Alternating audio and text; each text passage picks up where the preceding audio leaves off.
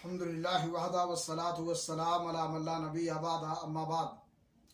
नाज़रीन किराम, दुरूस सीरत में आज के दर्स का उन्वान है काविश तबलीग।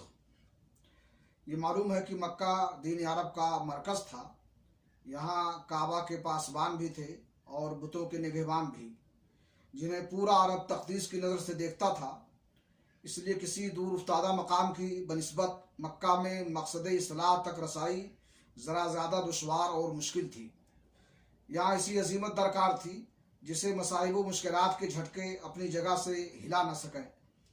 इस कैफियत के पेश नज़र हिकमत का तकादा था कि पहले पहल दावत व तबलीग का काम पसे पर्दा अंजाम दिया जाए, ताकि अहले मक्का के सामने अचानक एक हैजान खेज सूरत हाल न आ जाए।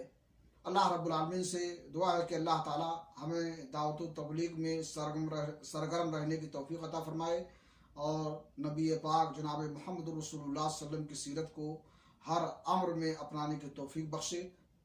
वाखिर दवाना अल्हम्दुलिल्लाह।